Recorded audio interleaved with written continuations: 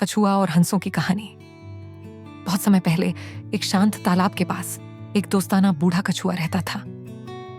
हर दिन वह एक बड़े बरगद के पेड़ की छांव में बैठकर लंबी कहानियां सुनाया करता था, ज्यादातर अपनी ही बातें। लेकिन कछुआ बोलने में इतना मग्न हो जाता था कि वह अक्सर दूसरों को सुनना भूल जाता था। जल्द ही बाकी जानवर उसकी अंतहीन बातें सुन सुनकर थक गए और उससे दूर रहने लगे।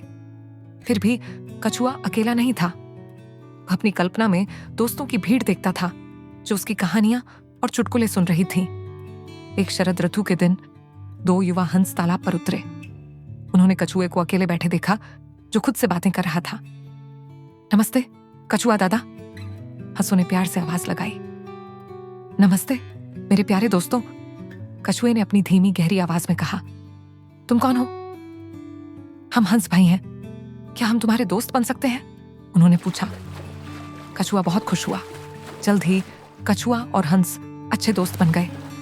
वे साथ में तैरते, कहानियां सुनाते और हर दिन खूब हंसते। लेकिन जैसे जैसे मौसम ठंडा होता गया, हंसों के घर लौटने का समय आ गया। वे कछुए को अलविदा कहने आए। मुझे भी अपने साथ ले चलो, कछुए ने विनती की। लेकिन दादा, तुम उड़ नहीं सकते, हंसों ने हैरानी से कहा।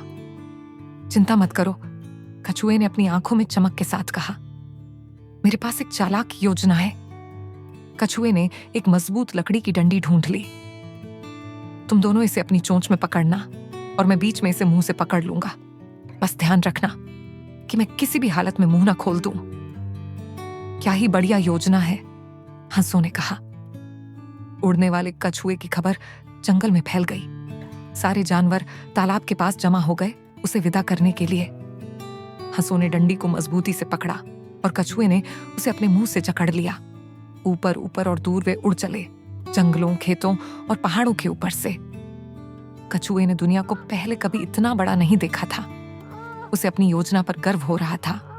जल्द ही वे एक बड़े शहर के ऊपर से उड़ने लगे।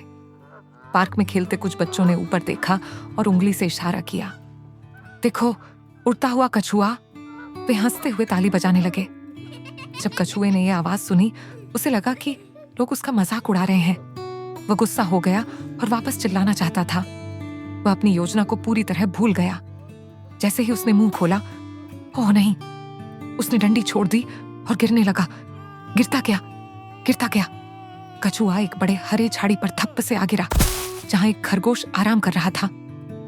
अरे, तुम तो मुझे कुचल ही देते, खरगोश चिल्लाया। तुम्हें कुचल देता और मेरा क्या, मैं खुद गिरा हूं। कछुआ भड़क गया। फिर कछुए ने गहरी सांस ली। उसे एहसास हुआ कि गलती उसी की थी। माफ करना खरगोश भैया, कछुए ने धीरे से कहा। कभी कभी मैं बिना सोचे बोल देता हूं। अगली बार मैं अपनी जुबान पर काबू रखने की कोशिश करूंगा, चाहे कितना भी मुश्किल क्यों ना हो। खरगोश ने कछुए को माफ कर दिया और कछुआ धीरे धीरे वापस तालाब की ओर लौट गया, पहले से कहीं ज्यादा समझदार होकर। उस दिन के बाद से कछुए को बातें करना अब भी बहुत पसंद था, लेकिन उसने सुनना भी सीख लिया था। भगवत गीता से एक सीख कछुए की कहानी हमें याद दिलाती है कि अपने मन, अपनी वाणी और अपने अहंकार पर नियंत्रण रखना कितना जरूरी है। कछुए की योजना तो बढ़िया थी, लेकिन उसने अपने घमंड और बोलने की आदत से उसे बिगाड़ दिया। भगवत गीता में भगवान श्री कृष्ण हमें सिखाते हैं कि हमारा मन हमारा सबसे अच्छा मित्र बन सकता है या हमारा सबसे बड़ा शत्रु भी। अध्याय 6 श्लोक 5 से 6। जब हम अपने मन और इंद्रियों को वश में कर लेते हैं तो वे हमारी मदद करते हैं, लेकिन अगर हम उन्हें भटकने देते हैं तो वही हमें गिरा सकते हैं, जैसे कछुआ गिरा क्योंकि उसने अपनी वाणी पर नियंत्रण नहीं रखा। गीता हमें यह भी याद दिलाती है कि हमें अपने कर्म पर ध्यान देना चाहिए, न कि दूसरों की तारीफ या निंदा पर। अध्याय 2 श्लोक 47। जब कछुए ने लोगों की तालियां सुनी तो उसने गर्व में आकर अपनी योजना भूल दी। दिखाता है कि अहंकार कैसे हमें राह से भटका सकता है। तो अगली बार जब आपको लगे कि बिना सोचे कुछ बोलना या जवाब देना है, तो कछुए को याद करना और रुककर, शांत रहकर, सोच समझकर बोलना। यही सच्ची बुद्धिमानी है। आज अपने परिवार के साथ थोड़ा वक्त निकालें और बात करें कि कब चुप रहना या अहंकार को छोड़ देना हम सबके जीवन को और शांतिपूर्ण बना सकता है। अगर आपको ये कहानी पसंद आई हो तो इस वीडियो को लाइक करें और ऐसे हिंदू विजडम को सब्सक्राइब करें।